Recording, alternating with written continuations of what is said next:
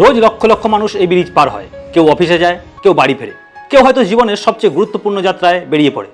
কিন্তু কখনো কি ভেবেছেন লোহার এই বিশাল দানবটা গঙ্গার ওপর দাঁড়িয়ে আছে কিভাবে? সবচেয়ে অবাক করা বিষয় হলো এই ব্রিজ তৈরি করতে গঙ্গার মাঝখানে একটি পিলারও বসানো হয়। না ছিল আজকের আধুনিক কম্পিউটার, না ছিল অত্যাধুনিক মেশিন, তবুও ব্রিটিশ আমলে তৈরি হয়েছিল এমন এক ব্রিজ যা আজও কলকাতার পরিচয় বহন করে। এটাই হাওড়া ব্রিজ। কিন্তু এই ব্রিজ বানানোর পিছনে ছিল অসংখ্য সমস্যা, ভয়ঙ্কর স্রোত, বিশাল অর্থনৈতিক চাপ, যুদ্ধের আতঙ্ক, এমনকি ছিল এক মারাত্মক দুর্ঘটনার আশঙ্কাও। তাহলে কিভাবে তৈরি হলো এই ইঞ্জিনিয়ারিং এর বিস্ময়? আজকের ভিডিওতে আমরা জানব হাওড়া ব্রিজের পুরো ইতিহাস, এর নির্মাণের গোপন গল্প, অবিশ্বাস্য প্রযুক্তি এবং কিছু তথ্য যা হয়তো আপনি আগে কখনো শোনেননি।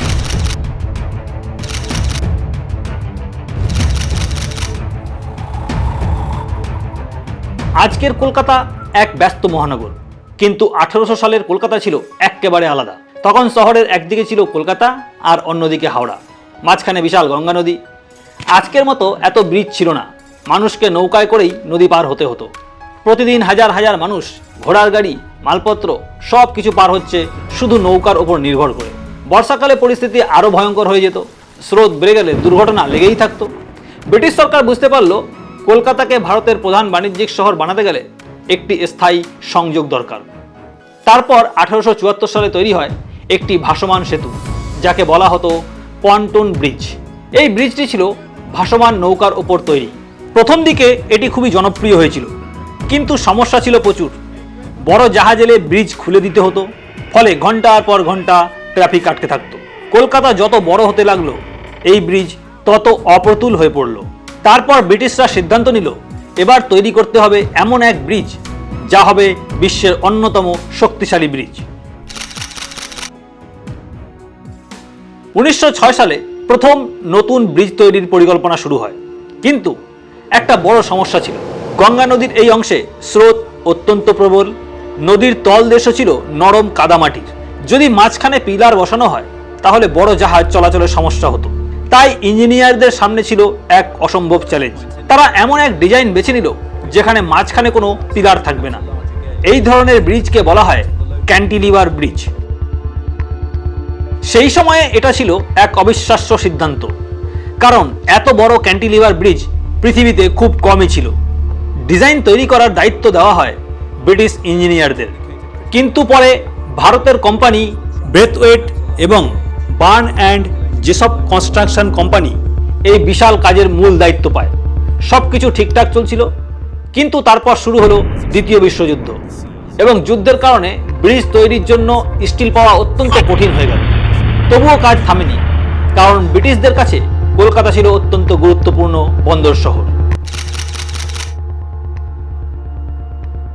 এবার আসি সবচেয়ে ইন্টারেস্টিং অংশে, কিভাবে তৈরি হয়েছিল হাওড়া ব্রিজ।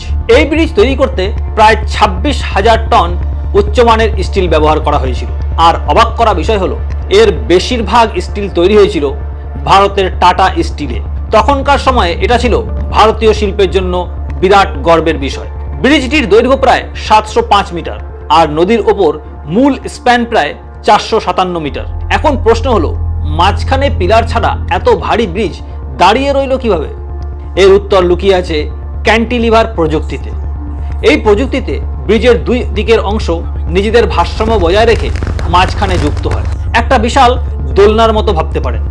ইঞ্জিনিয়াররা প্রথমে নদীর দুই পাশে বিশাল টাওয়ার তৈরি করেন, তারপর ধীরে ধীরে স্টিলের অংশ জুড়ে জুড়ে মাঝখানের অংশ সম্পূর্ণ করা হয়।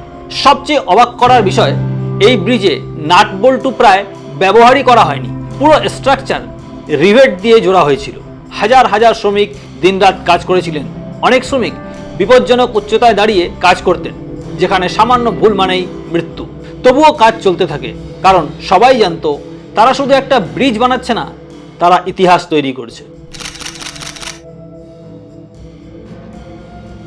1943 সালে অবশেষে হাওড়া ব্রিজ খুলে দেওয়া হয়। তখন পৃথিবী জ্বলছে দ্বিতীয় বিশ্বযুদ্ধের আগুনে। জাপানি বিমান কলকাতায় বোমা হামলা চালিয়েছিল। ব্রিটিশরা ভয় পাচ্ছিল হাওড়া ব্রিজ যদি ধ্বংস হয়ে যায় তাহলে কলকাতার যোগাযোগ ব্যবস্থা ভেঙে পড়বে। তাই ব্রিজের ওপর কড়া নিরাপত্তা বসানো হয়।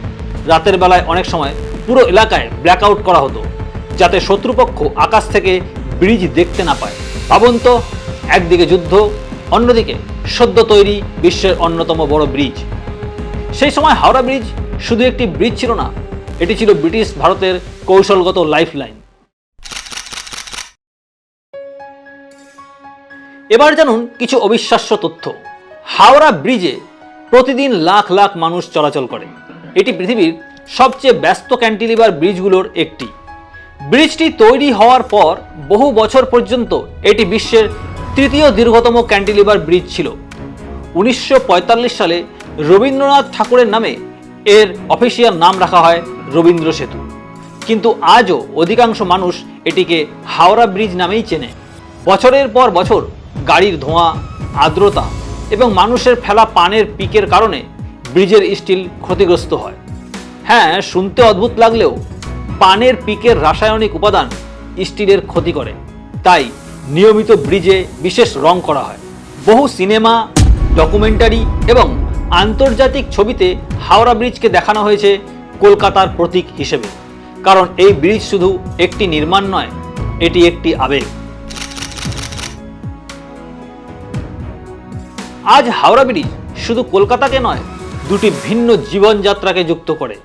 একদিকে পুরনো কলকাতার ঐতিহ্য, অন্যদিকে আধুনিক শহরের ব্যস্ততা।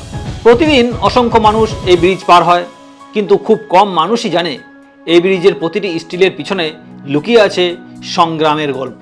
বছরের পর বছর ধরে ঝড়, বৃষ্টি, যুদ্ধ, দূষণ সব কিছু সহ্য করেও আজও দাঁড়িয়ে আছে এই ব্রিজ। এটাই হাওড়া ব্রিজকে শুধু একটি ব্রিজ নয়, একটি কিংবদন্তি বানিয়েছে। যখন পরের বার আপনি হাওড়া ব্রিজ দেখবেন, তখন শুধু লোহার একটি কাঠামো দেখবেন না, দেখবেন হাজার শ্রমিকের পরিশ্রম, ইঞ্জিনিয়ারদের অসম্ভবকে সম্ভব করার সাহস এবং এক শহরের ইতিহাস। কারণ হাওড়া ব্রিজ শুধু গঙ্গার দুই পারকে যুক্ত করেনি, এটি অতীত আর বর্তমানকেও যুক্ত করেছে। ভিডিওটি ভালো লাগলে লাইক করুন, আর এমন আরও তথ্যপূর্ণ বাংলা ভিডিওর জন্য চ্যানেল সাবস্ক্রাইব করতে ভুলবেন না। কমেন্ট করে জানান কলকাতার কোন ঐতিহাসিক জায়গার গল্প আপনি পরের ভিডিওতে দেখতে চান।